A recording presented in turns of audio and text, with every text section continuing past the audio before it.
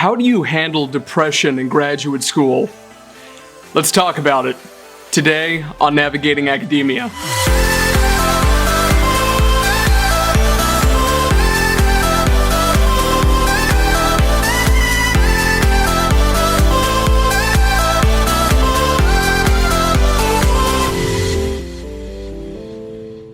Welcome everyone, my name is Dr. J. Phoenix Singh. You can just call me Dr. Phi, and I want to welcome you to today's special edition of Navigating Academia, your leading source of guidance on how to advance your career in academia.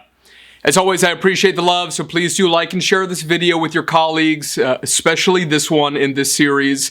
I think is very important, so please do that for me. Subscribe to our channel, hit that bell, comment below. Your comments on this particular video are critical. You can follow me on social media at these accounts below. Today we're going to be discussing the serious topic of clinical depression amongst graduate students. Recent surveys have found that over 1/3 of graduate students experience some form of mood disorder, specifically major depression. Now, the rate is higher in women compared to men by about 5 to 10%, depending on the study that you look at. But regardless, these rates are over 6 times higher than we find in the general population, and rates of anxiety disorder amongst individuals who are currently graduate students fluctuates, but usually it's about 40% or even higher than that. This is a total epidemic. This is something that's been going on for a very long time, and it's a topic that is not discussed enough. So I'm very pleased that you and I have the opportunity to be able to have this conversation today.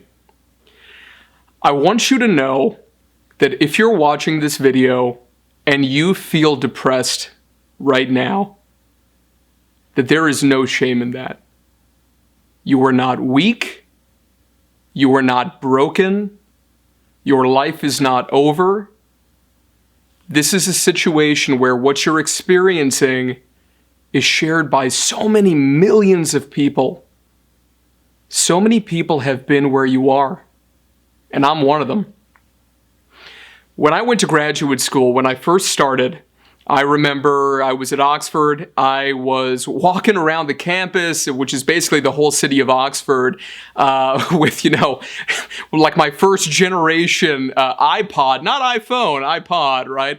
Walking around, listening to music. It was so beautiful. It was the summertime when I got there, and I felt on top of the world. My whole life, my dream was to go to graduate school. And I got in, and not only did I get in, I got into one of the best schools in the world. This was a dream of mine, and I was so excited to be able to have that experience. As time went by, the experience changed. I started to experience the difficulties of being in academia, the difficulties of being in graduate school, doing first a master's, then converting it over to a doctoral program. The years go by, so many things happen. And like we just mentioned, over 1/3 of graduate students experience this kind of clinical depression, and I certainly did myself. Now, there's a number of different reasons why people experience this kind of depression and why it's so unique to graduate school. So I want us to talk about that today. Specifically, I want to talk about 5 different reasons why individuals who are graduate students experience depression, and 5 tips about how we can combat that. Please don't take this advice as clinical guidance in any way.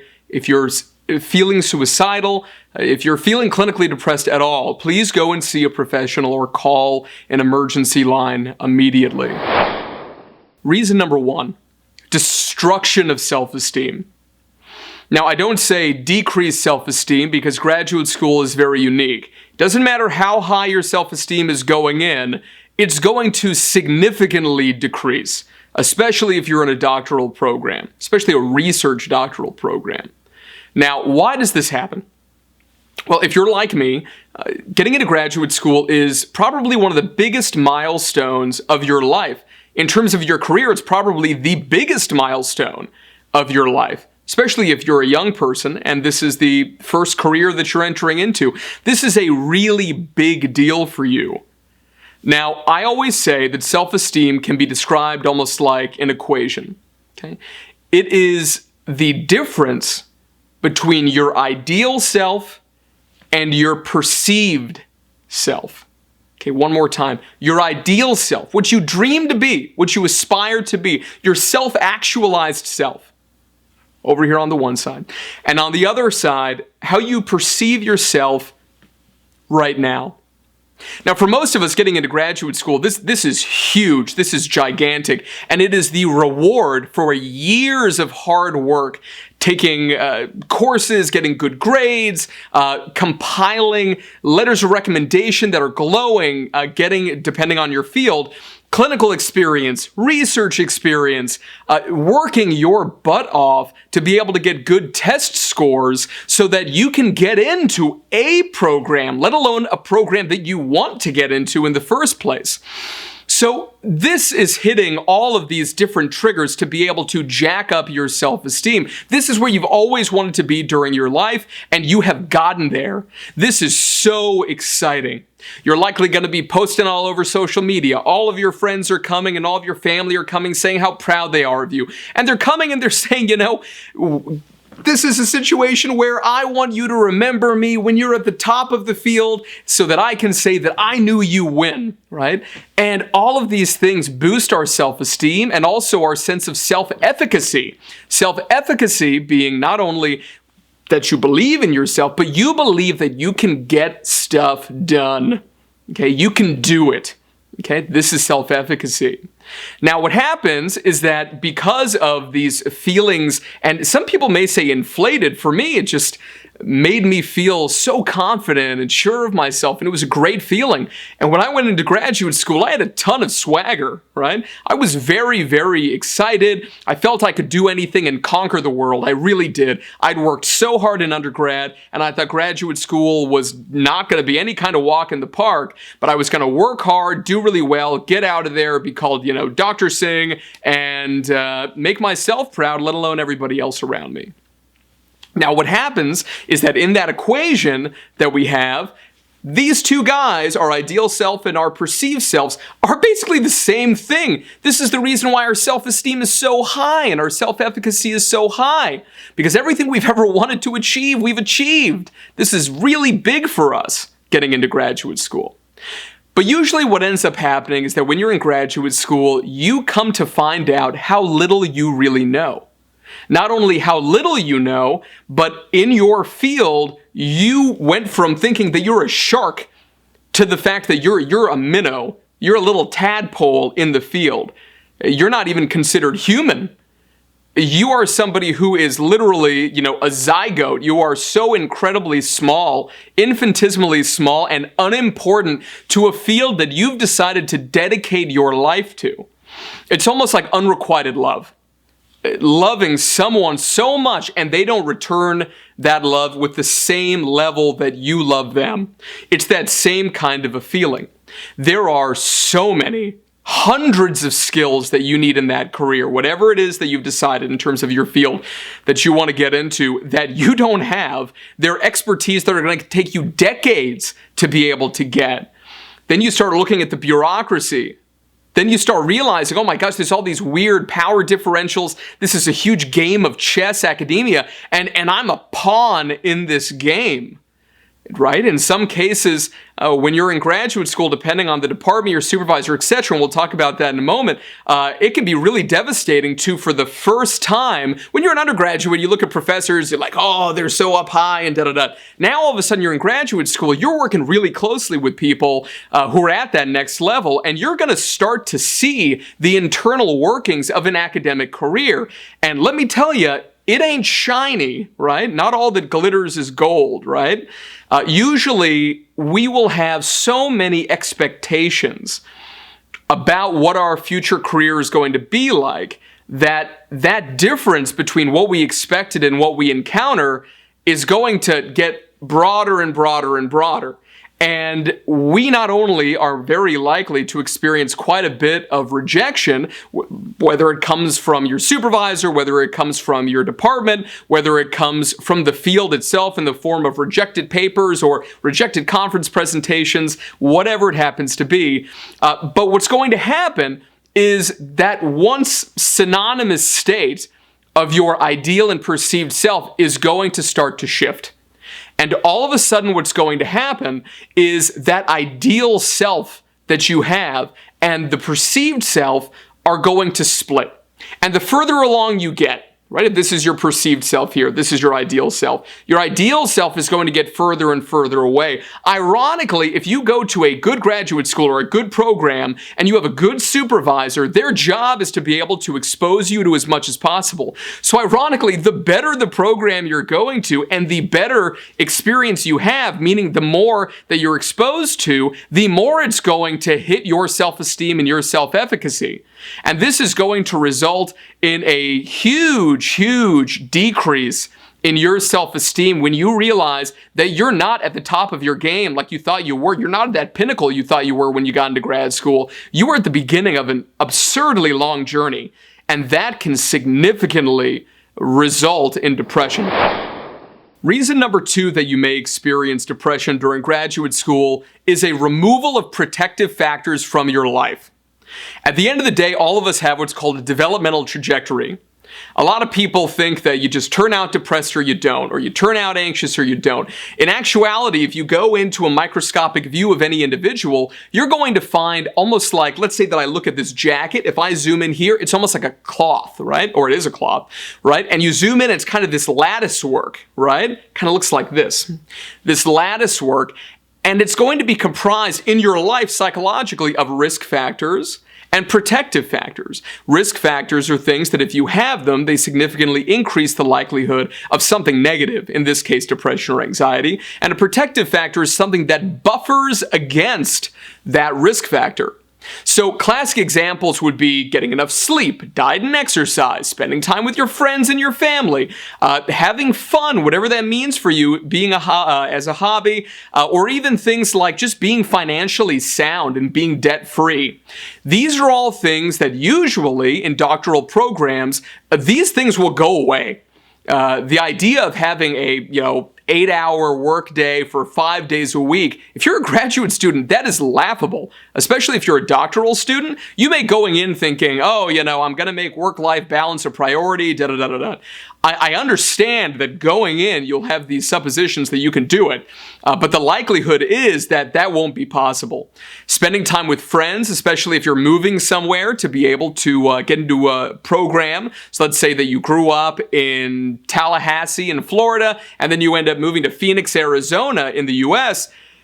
Let me tell you, you're not going to be seeing your friends a whole lot, maybe once or twice a year, and you won't have a ton of time to be able to hop on the horn or hop onto Skype with most of them. Maybe you'll keep a few of the closer relationships, and I highly recommend doing that, even if it's something like just setting up 1 hour a week to be able to Skype with one specific friend to be able to keep that line of communication open, because otherwise, if you don't dedicate yourself to that, losing touch is much easier than you may think.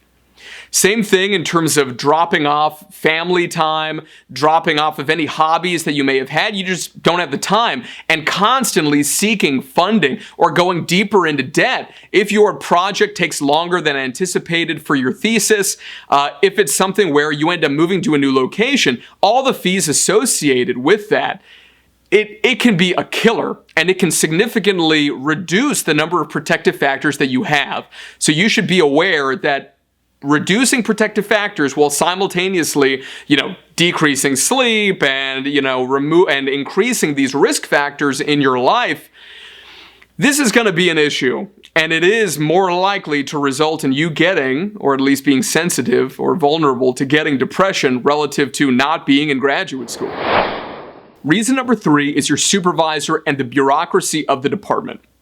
Now, your supervisor could be a good supervisor, which I would operationalize as someone who is dedicated to helping you advance your career, who is dedicated to providing you with access to new skills, whether it's them teaching you, setting up opportunities for you, or if nothing else, directing you in the right direction in terms of how to be able to get those skills, and making you feel, to a certain extent, at least human, if nothing else, as if you as a human being matter, and as if you and your career matter to them, as well as something where you're considered kind of a seed. You're something that could grow in to something more. You're not a means to an end. You're not slave labor, which happens way too often. You're not a nuisance. If you're treated like a nuisance, if you're treated like someone who has no value, or you are an object essentially to be used, this is going to really make you vulnerable to experiencing depression, because your supervisor and the bureaucracy of your department are essentially the only way through graduate school, right? You've heard this phrase, there's no way out but through, right? Or no faster way out but through. This is incredibly true. Oftentimes you got to go through the eye of the storm, and your supervisor is going to be the gatekeeper of your success. And if you piss them off, and this doesn't mean that you're doing anything wrong, this could be just a very particular individual in terms of who's particular about how they like things. And of course, academia tends to draw those kinds of individuals. Then it can be the case where you're essentially getting gaslit, if you know what gaslighting is, by your supervisor. You're going to not know who you are anymore. You're going to lose your identity. You're going to lose your sense of value. And this is going to make you vulnerable to depression. Same thing in terms of the bureaucracy of your department. If your department, for whatever reason, doesn't like you, let's say that in your department, everyone tends to be very cold, overly professional, such that if you walk in the hallway and say hello to someone, that they go and report you to your supervisor, then I can tell you that this is going to be a very hostile working environment. Ironically, in a hostile working environment in a general office, this is something where you can go to HR and say something, da-da-da.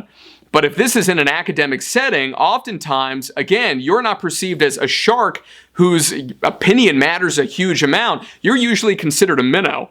And so it's usually something where if you do end up complaining, you make more enemies, and it makes it harder to be able to get that degree. And this is an awful toxic environment, which is going to make you vulnerable to experiencing mood disorders as well as anxiety disorders. Reason number 4 is comparing yourself to peers who are not in graduate school. Now, it's very normal, especially in this new generation, the generation that's either in graduate school right now or will be at the time of watching this video, that you're used to comparing yourself. You're used to social media. You're used to seeing people live their best lives on Instagram or Snapchat or whatever it happens to be, whatever the social media du jour is. And it's also very normal based on other elements of our society. Think about something like dating. Think about something like Tinder, right, where you've got this FOMO sentiment, this fear of missing out, and this idea that everyone else is living a better life. They're happier, they're more beautiful, they're more wealthy, they are smarter, they're whatever, more than you are. It's very toxic, and so many studies now have shown significant correlation between access to something like social media and decreased self-esteem, and that makes perfect sense. And of course, this is really amplified when you're in graduate school if you're comparing yourself to peers who are not going to grad school. For example, I remember being in grad school at Oxford and having a lot of my friends who were in the tech industry. They were in IT, they were working in Silicon Valley in the US, they were bankers, or going into finance or working on Wall Street or whatever it is. And here I am, where my only job was essentially as a teacher's assistant, making essentially no money and working summers in my free time teaching high school students, which was great and I loved it, but I was basically making no money whatsoever and my bank account was bleeding.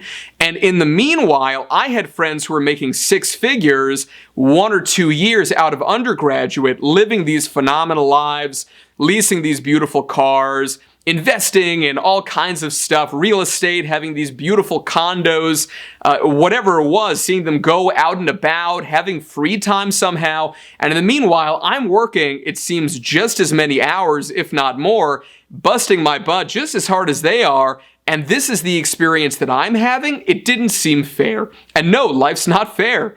But if you're comparing yourself to these individuals, you will feel very naturally a sense of getting dragged down, and that your life is either going worse than theirs is, or that, why are you doing this? You could go out and actually be making money and doing all these things. Why am I in graduate school in the first place? That's a very natural set of thoughts to have when you're experiencing this FOMO mentality of seeing everybody else, it seems, moving forward in your life, and you're busting your butt. And this only gets worse if you start to experience mental health issues like depression or like anxiety. I know because I've been there. And reason number 5 that there's an increased vulnerability to depression and anxiety when you're a graduate student is that nobody seems to understand. If you do try to vent, if you do try to talk to friends, family, etc., or just people who aren't in graduate school, and you're going to hear the classic phrases, which are very well-intentioned, and you know that as well as I do, right? Nobody's trying to hurt you by saying these things. But people say things like, just take a break. Just, give yourself some free time. Take a spa day, whatever it happens to be. Or something like, it's all gonna be okay. It'll all be all right. Or you're almost there. Or it gets better. Or it's not such a big deal. You're making such a big deal out of this whole thing. Or why don't you just quit? If it's as bad as you say it is, why don't you just quit? These are all things that I heard when I was in graduate school, and they're things that most likely, if you've reached out to people, you've heard something along these lines. And ironically, you're reaching out for support and they're doing their best, these individuals, but it actually is just making you feel more isolated and more angry that your feelings aren't being validated and that you feel like you're falling into a deeper and deeper hole out of which there seems to be no quick solution other than crawling your way by your fingernails out of it. Now, obviously, we should be giving these people a break a little bit. They are trying to help. But it is something where you should go in to situations where you're asking for guidance from people who have never been to graduate school or who they went to grad school but a long time ago. So they've got the rose-tinted glasses on, looking back at their experience and probably repressing or forgetting most of those negative experiences that they had. So at the end of the day, there are some tips and tricks that can be used to be able to combat, if nothing else. It's not going to solve the problem, but to combat the reduction of these protective factors, the increase in these risk factors, and the resulting vulnerability to depression. So I'd like to go through 5 of those now with you. Tip number 1 is to seek help. So many people view seeking help as a weakness, but in actuality, it is a sign of deep strength and a sign that you care about yourself. You care about your health, both physical as well as mental. And it's a sign that you recognize that what you're going through is something very unique. It's not something where an individual should be expected to go through the hell that you're going through right now psychologically or physically. At the end of the day, it's very normal to look around at the other people in your cohort, other people at your graduate school and programs, and to think that they're not going through what you're going through, or to say, you know what, I just need to buck up and be an adult and deal with this. This is normal. This is a normal thing. And this is a reaction that people have. It's what's called cognitive dissonance. Because if you admitted that what you're going through is not normal, whatever normal is, right? Then you would have to admit that maybe you don't want to be in that graduate program. Maybe this was a mistake. Maybe this is something that you don't want to do. And if you were to accept that, it would be an even bigger blow to your ego. So you go the opposite direction. And instead you say, no, I really want to be in this program. And not only that, this is the thing that I love deeper than anything else. And this is a normal experience. I'm going to get through it with no help. It doesn't matter what I'm going through right now. Please be strong enough, not weak enough, strong enough to talk to someone about this. Talk to a professional if you are feeling depressed or anxious. Don't be afraid of something like medication. You're a professional. You're in graduate school. Research it. Take a look at everything about medication. There's going to be side effects of a lot of things, but take a look at the prevalence of those side effects. The prevalence is very low. What are you going to do? Right? There's chances of a lot of things happening. However, it's not something to be overly worried about if you're working with a licensed professional who can assist you in selecting a medication and titrating it appropriately. You're not just going to jump in and get this maximum dosage. This is extremely rare. You need to be working. It's more of an art form, working with a doctor like a psychiatrist to be able to identify the one or more drugs that you need to be able to essentially provide a protective factor. Now, these things are not going to make you happy, these psychiatric medications. However, what they are going to do is to hopefully restore baseline functioning, such that if you're in a situation that would naturally produce happiness, you will be capable of feeling happy. And if you're in a situation that would result in you feeling negatively, you can feel negatively about it. But you will reestablish that baseline. This is the goal to be able to have when you're seeking help, if it is something where medication is involved. And when it comes to therapy, having someone independent to talk to, not a supervisor, not a friend, not a family member, where you can tell them anything, is such a deeply rewarding experience. It's going to help you grow as a person, and again, it's going to provide you with a significant protective factor. So if you have access to such professionals and you're going through depression or anxiety, I highly, highly suggest that you seek out that care. Tip number 2 is to commiserate with your cohort. Now, your cohort is the group of individuals in the same program or in the same department or even just generally at the same university that you're at. Going through graduate school is not something where going it alone is something that can be highly recommended when it comes to socializing. It can be a deeply rewarding experience in terms of your socializing, especially when you have a group of individuals who can serve that protective functioning. They're going to be understanding what you're going through. The likelihood, especially if they're in your department, is they're going to know the functioning of that department. They'll know different players, the head of the department, your supervisor probably, you'll know their supervisor. To be able to have confidants to be able to speak with, especially when you're going through a hard time, is so important. And don't be afraid to reach out to individuals in your department who you care about and you know that they care about you, who you've established a sense of trust with, to be able to go through this experience with a group of other individuals, especially if you don't have your old friends and family around. For example, remember, you've moved to Phoenix, right? You're not in Tallahassee anymore. You need a group of individuals who understand what you're going through, and your cohort can be one of the first and best lines of defense. Tip number 3 is to celebrate the small wins. And when I say the small wins, you can go tiny. You can go just the fact that you went into the department that day. You wrote one paragraph in the introductory chapter to your doctoral dissertation. You had more meetings than you anticipated you were going to have. At the end of the day, depending on the level of depression and anxiety that you're having, even the fact that you woke up and treated yourself to something like breakfast, you took care of yourself in that way by giving yourself nutrition. These are all things to celebrate. And it's not that you have to celebrate by going out and buying something, buying clothes, buying whatever it is. You can just take a 5-minute longer shower. You can treat yourself by having a call with a friend. And there's nothing wrong with every now and again treating yourself to something like a bag of, your favorite candies like M&Ms or something like this. Just make sure that you don't fall off the deep end. Because remember that when it comes to food, anything can become a drug, and food can certainly serve that function with regards to it becoming something that you're having too much of and using it to essentially dope yourself out of feeling. So definitely be careful and make sure that you're exercising as well. But celebrate those small wins. If you can celebrate with other people, like your cohort, even better. Because then you're going to have even more celebrations because you're all celebrating one another as well as your own successes. And even the tiny things that you don't think you should be rewarding yourself for, try to make the effort to reinforce it.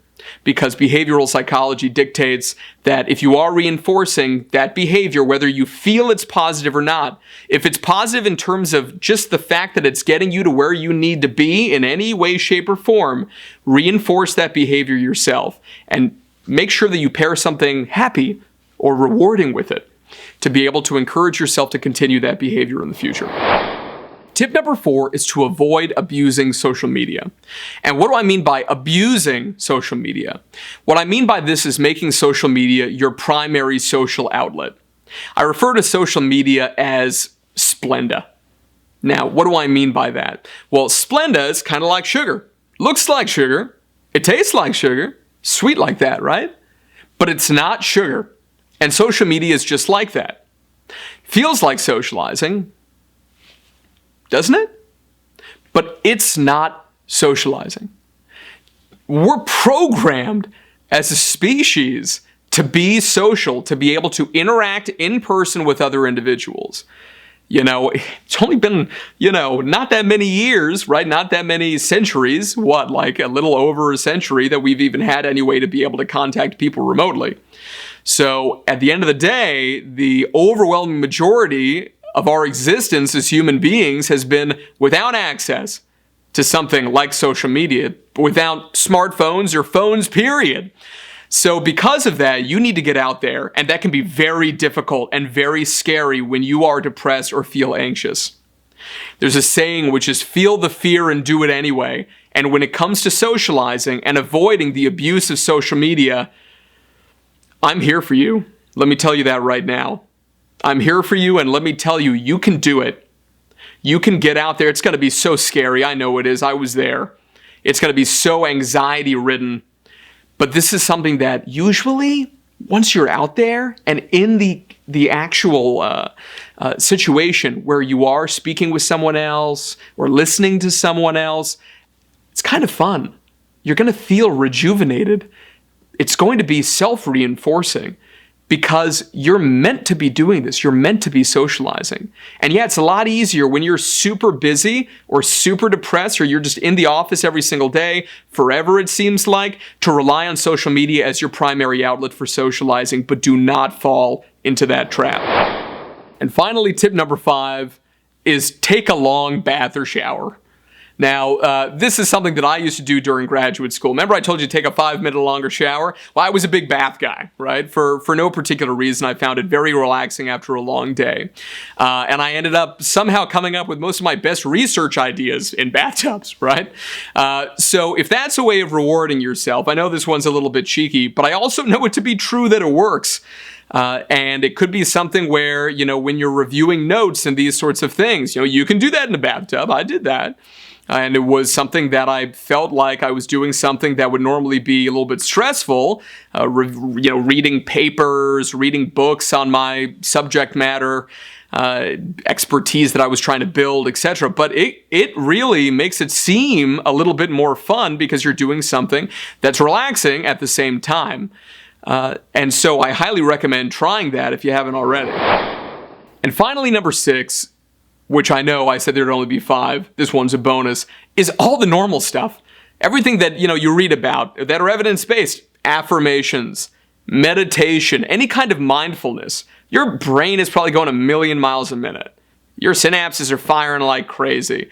You're like a hamster on a treadmill. Some kind of mindfulness, some way to be able to find internal peace, whether it's through spirituality or any other way, frankly. Biofeedback is a great way to go that's evidence-based. You can get machines to be able to facilitate that on something like Amazon.com. If you just type in biofeedback, one word, you can find some devices, and that's an evidence-based strategy. If you either don't believe in something like meditation or it's just not for you, right? That's something that you can try out.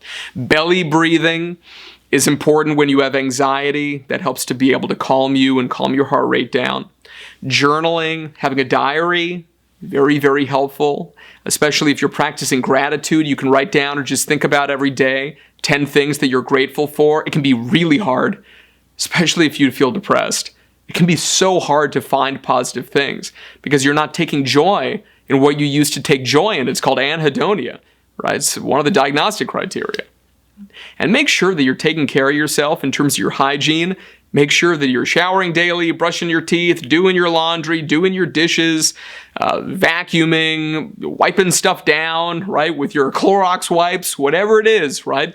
Take care of your environment and take care of yourself. And that includes diet and exercise. And you'll end up finding that your life will be more structured, and that structure will, to an extent, regulate the chaos that is graduate school. All right, everyone, thank you so much for watching, especially this episode of the series.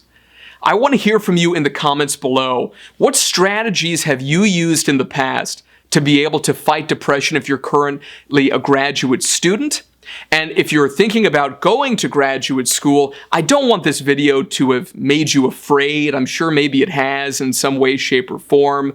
But what strategies do you intend to implement either before or when you get into graduate school to be able to keep these mood and anxiety disorders at bay? I want to hear from you. I want to hear about your experiences, so please do post them in the comments below.